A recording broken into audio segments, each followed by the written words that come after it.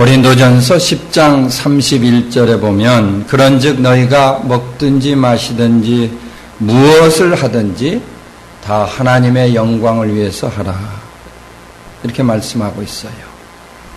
이는 그분의 영광을 위하는 삶이 성도의 제일 되는 목표가 된다. 그런 말씀이 되겠어요. 그렇다면 우리가 어떻게 함으로써 하나님께 영광을 돌리며 살아갈 수 있을까? 본문 14절이 말씀을 하는데 성도가 성전 중심, 다시 말해서 교회 중심으로 하나님을 섬기며 신앙생활을 할 때 하나님의 영광을 받으실 수 있다. 그렇게 말씀합니다. 우리는 이 시간에 그 이유를 한번 생각해 보시면서 성전 중심의 신앙생활을 통해서 하나님 앞에 온전히 영광을 돌려야 합니다. 항상 성전 중심의 신앙생활에 헌신함으로써 그분이 우리의 신앙생활을 기쁨으로 받도록 해야 되겠다. 그런 말씀이에요. 우리 사랑하는 성도님들마다 교회를 중심한 신앙생활을 통해서 교회 머리 되시는 주님을 항상 기쁘시게 해드리는 그리고 그분에게 영광을 돌리는 신앙생활을 이루시기를 이 시간 예수 이름으로 간절히 축원합니다. 우리 첫째로 볼 수 있는 내용이 있는데 성전은 언약궤가 있는 곳이기 때문에 성전 중심의 신앙생활이 필요하다. 그런 말씀이 되겠어요. 한번 저를 따라 하시죠. 성전은 언약궤가 있는 곳이기에 성전 중심의 신앙생활을 해야 합니다. 아멘. 솔로몬이 성전을 완성한 후에 하나님의 언약궤를 들어올리려 했어요.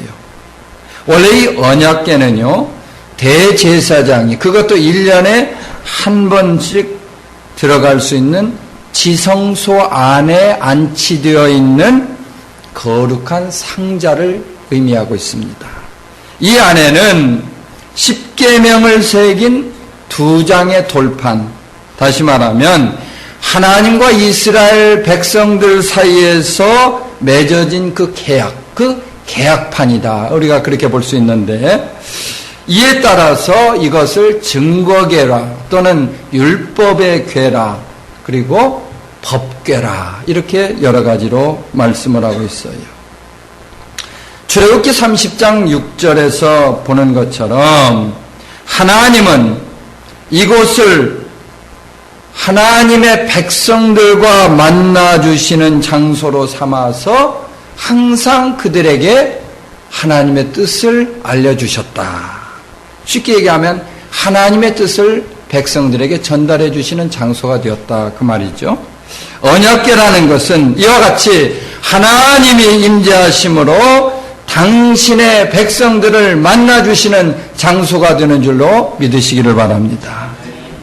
그런데 이 언약궤 안에는요, 아론의 싹이 난 지팡이가 있고 10계명도 있고 만나가 들어있었어요. 이스라엘 백성들의 일상생활에 있어서 가장 중요한 것들이 그 안에 들어있었다. 그런 말이에요. 이는 우리 인간의 영적인 성장 그리고 육신적인 성장에 있어서 절대적으로 필요한 것들인데 생명과 말씀과 일용할 양식이 된다. 할렐루야. 그런 의미에서 언약궤는요, 우리 인생의 삶과 죽음을 주관하시는 그리스도라. 그렇게 우리가 생각해 볼 수가 있어요. 언약궤를 모신 곳은 그리스도가 계신 곳이고 그리스도를 모신 곳이다 하는 이 사실을 여러분 믿으시기 바랍니다. 더 나아가서 이 언약궤는 하나님께 예배를 드리고 있는, 지금 우리가 하나님께 예배를 드리고 있는 성전, 바로 교회터를 말씀을 하고 있어요. 우리 예배 중에 주님이 나타나셨어. 우리 예배를 마음껏 받으시고 또 우리는 기쁨으로 그분을 만나는 그런 공간, 처소, 이것을 우리가 생각해 볼 수가 있는 것입니다. 누가복음 10장에 보면 예수님이 언젠가 마르다라고 하는 그 여인의 집을 방문하시는 내용이 있어요. 이때 그 가정의 나이가 제일 많은 맞이가 되는 마르다는 준비하는 일이 너무 많아서 아주 분주한 가운데 있었지만 동생 마리아는 주님의 발 앞에 앉아서 그분의 말씀을 들었다. 그렇게 되어 있습니다. 그리하여서 이를 보신 주님께서는 한 가지만이라도 족하다. 그렇게 말씀하시면서 마리아의 모습을 기쁨으로 받아주셨습니다.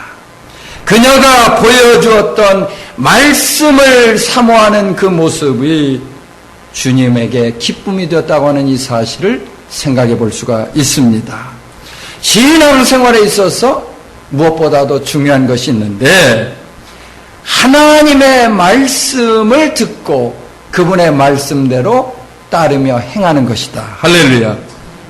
말씀은 우리에게 생명이 되고 있습니다. 그렇기 때문에 하나님의 말씀을 소홀히 하는 그 어떤 사람도 하나님께서 기쁨으로 그의 행사를 받으실 수가 없다고 하는 사실 믿으시면 한번 아멘 하시기 바랍니다.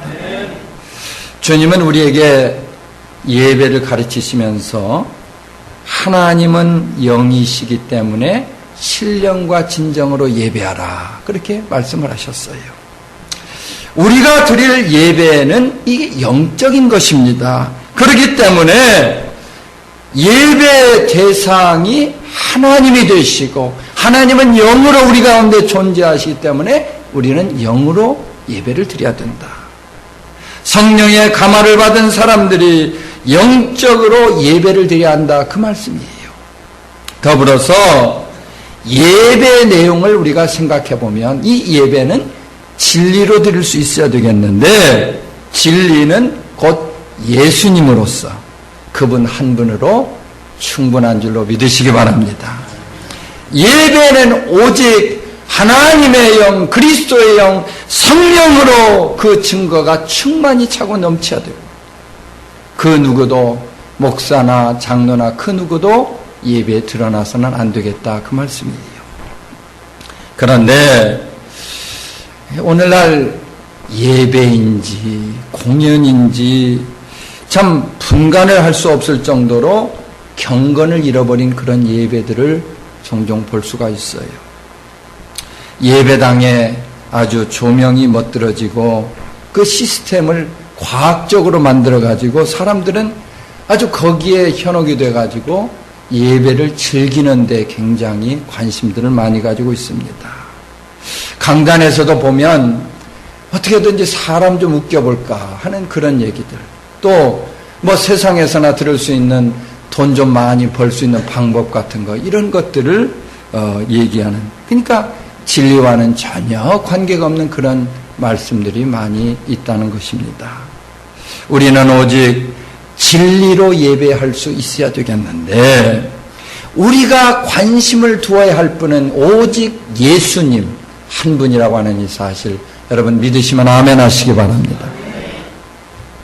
오늘날 우리가 말씀 중심의 신앙생활에 힘써야 하는 이유가 바로 여기에 있습니다. 하나님 앞에 거룩한 산제사를 드리고 예배를 통해서 영적으로 육적으로 필요한 생수를 우리가 공급받을 수 있다. 그 말씀이에요. 그래서 사도 바울은요, 골로새서 2장에서 이렇게 말씀을 하십니다. 이는 저희로 마음의 위안을 받고 사랑 안에서 연합하여 원만한 이의 모든 부요에 이르러 하나님의 비밀인 그리스도를 깨닫게 하려 함이라. 그 안에는 지혜와 지식의 모든 보화가 감추어져 있느니라. 예배를 통해서 누리는 은혜가 바로 언약궤를 받는 축복이에요. 할렐루야. 예.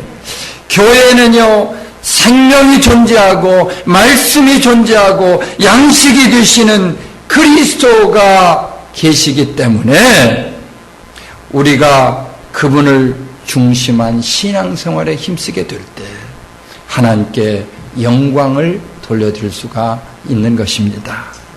두 번째로 성전은 봉사하는 곳이기 때문에 성전 중심의 신앙생활을 해야 되겠다. 한번 또 따라 하시죠. 성전은 봉사하는 곳이기에 성전 중심의 신앙생활을 해야 합니다. 아멘. 레위 사람들이 언약궤와 거룩한 기구를 메고 성전으로 올라가는 모습을 여러분 한번 좀 생각해 보시기 바랍니다. 그들은 땀을 흘려서 수고하고 헌신함으로 이와 같이 영광된 일을 감당하게 되었다. 역대하 8장에는 이 건축한다는 말이 여러 번에 걸쳐서 나오는데요. 이를 통해서 앞을 향해서 정진하고 있는 이스라엘 백성들의 신앙생활을 우리가 또한 생각해 볼 수가 있어요. 이 건축한다는 말은 영어로 빌드업 그렇게 얘기를 하죠. 예, 빌드업이라는 것은 계속해서 쌓아나가는 것을 말합니다. 그러니까 신앙생활이라는 것은 부시고 파괴하는 것이 아니라 계속해서 세워나가는 과정이라고 하는 것이에요. 신앙생활은 날개를 멈춘 새가 떨어지는 것처럼 우리가 신앙생활에 있어서 주저한다든지 멈추게 되면은 우리의 신앙도 땅으로 떨어지게 된다 하는 사실을 생각해 볼 수 있어요. 그래서 바울은요 골로새 교회 성도들에게 주 안에 세움받기를 원하면서 이렇게 교훈을 하고 있습니다. 그러므로 너희가 그리스도 예수를 주로 받았으니 그 안에서 행하되 그 안에 뿌리를 박으며 세움을 받아 할렐루야 세움을 받아 교훈을 받은 대로 믿음에 굳게 서서 감사함을 넘치게 하라. 예, 본문에 보니까 이 맨다고 하는 어깨에 맨다 그런 뜻이죠. 맨다는 말이 4번이나 나오고 있는데요. 우리는 이 단어를 통해서 신앙생활에 귀한 교훈을 얻을 수 있습니다. 신앙생활을 잘 하기 위해서는 이 봉사하는 일에 우리가 철저히 행할 수 있어야 되겠는데 봉사라는 것은요 어깨에 매는 것을 말하고 있어요. 그리고 섬기는 것을 말씀을 합니다. 봉사하기 위해서는 이마에 땀을 흘리는 헌신이 필요한데 손에 물 한 방울 묻히지 않으면서 봉사를 할 수 없는 것 아니겠습니까? 때로는 우리 손과 발에 땀이 나도록 이웃을 찾아다니면서 복음을 전하는 그런 헌신이 필요하다는 말씀이 되겠어요. 우리가 이러한 헌신을 통해서 이웃을 섬기게 될 때 그때 주님이 우리의 섬김을 기쁘게 받으십니다. 주님은 섬김을 받기보다는 너희들이 좀 섬겨야 되겠다. 그렇게 말씀을 하시면서 이 땅에 그분이 오신 목적이 바로 섬김을 위한 것이다. 그렇게 우리 가운데 말씀을 해 주십니다. 인자에 온 것은 섬김을 받으려 함이 아니라 도리어 섬기려 하고 자기 목숨을 많은 사람의 대속물로 주려 함이니라. 아멘. 주님은 이처럼 수많은 인생들을 섬기는 가운데 그들을 위해서 봉사하신 줄로 믿으시기 바랍니다. 복음의 역사가요 주님의 헌신적인 봉사를 통해서 꽃을 피우게 되었다. 그런 말씀이에요. 그분이 거하시는 곳곳마다 사람을 살리는 역사가 나타났습니다. 죽었던 영혼이 살아나고 귀머거리가 듣게 되었고 앞을 못 보던 사람이 앞을 보게 되었으며 외로운 사람에게 그분은 친구가 되어 주셨습니다. 무엇보다도 복음이 필요한 인생들에게 친히 복된 소식이 되어 주셨다. 할렐루야. 따라서 우리도 이와 같이 주님을 따라서 봉사할 수 있어야 되겠는데 봉사는 인간의 힘이나 능력이나 재주껏 하는 것이 결코 아니라는 것이에요. 봉사할 때 우리는 하나님의 영으로 해야 합니다. 예수만을 자랑해야 합니다. 자신을 신뢰해서는 안 된다고 하는 이 사실 여러분 꼭 기억하시기를 바랍니다. 수도 워싱턴에 있는 Church of the Savior, 우리말로 굳이 번역하자면 구원자 교회, 그런 교회가 있는데 미국에서 가장 영향력이 있는 교회 가운데 하나입니다. 이 교회의 성도 수는 그저 200명 안짝의 작은 교회에 지나지 않지만 지역사회와 믿지 않는 사람들에게 끼치는 영향력은 어느 교회와 비교를 해도 결코 모자람이 없어요. 1947년 토기장이의 집이라는 그 간판을 달고 서점과 카페를 겸한 매장을 시작하게 된 것이 이 교회를 시작한 그런 계기가 됩니다. 이 교회는 처음부터 지역 주민들에게 다가가서 복음 전하는 일을 비전으로 삼았기 때문에 먼저 서점과 카페를 통해서 지역 주민들을 만나게 되었어요.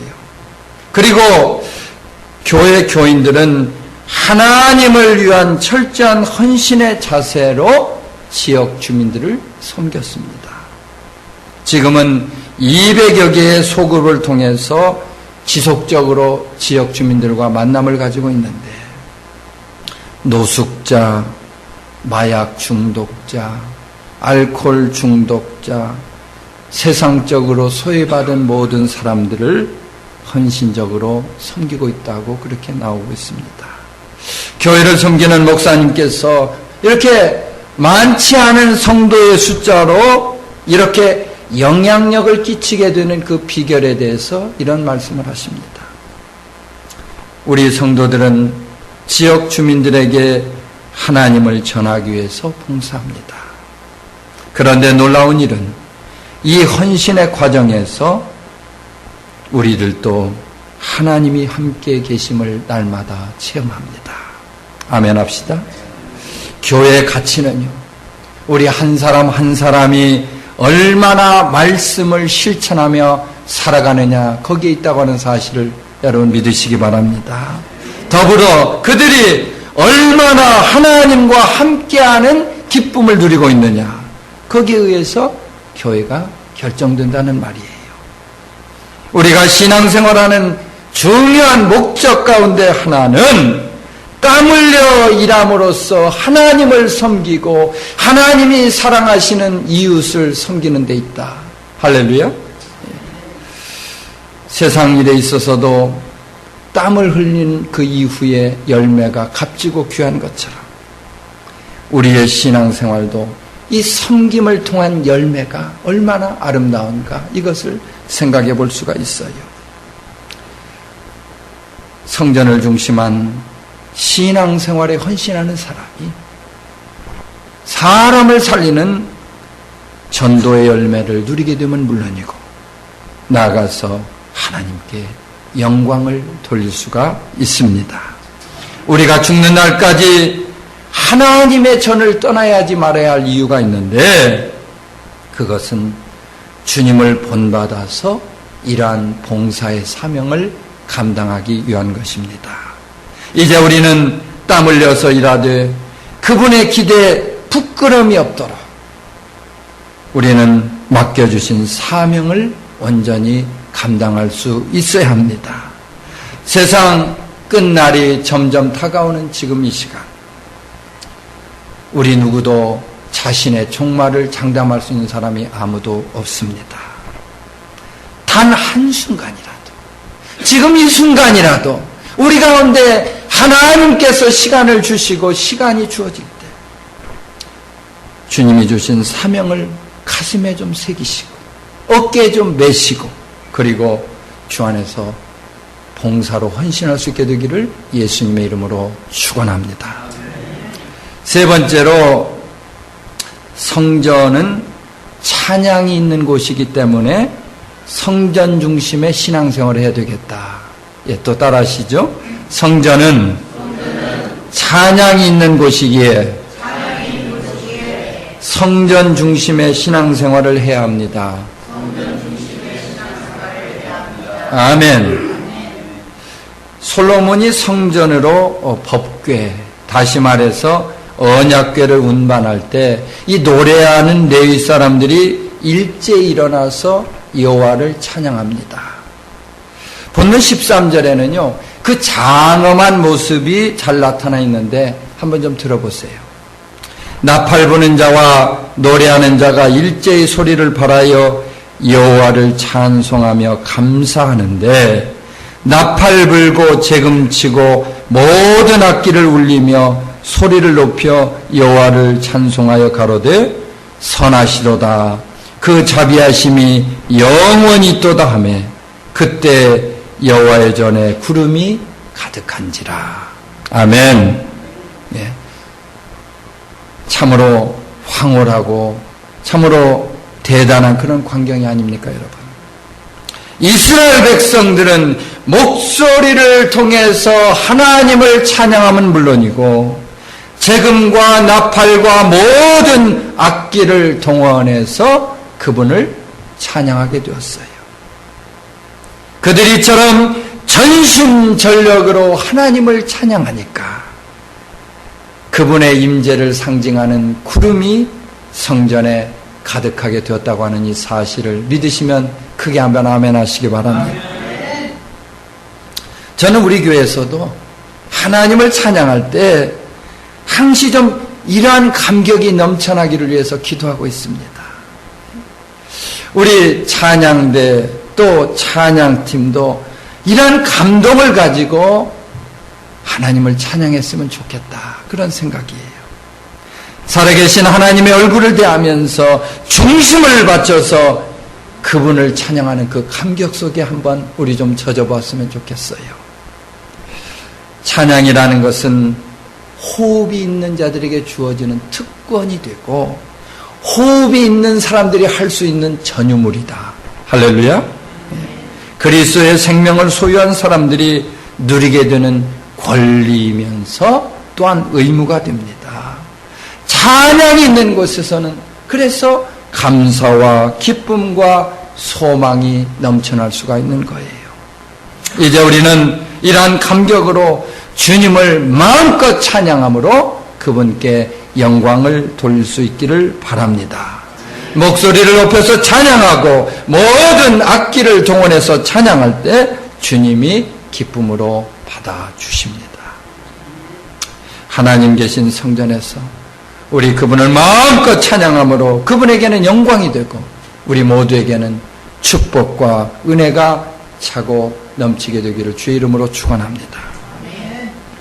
우리는 언제든지 하나님을 찬양해야 되겠는데 그 이유는 우리가 그분을 찬양하도록 지으심을 받았기 때문이에요.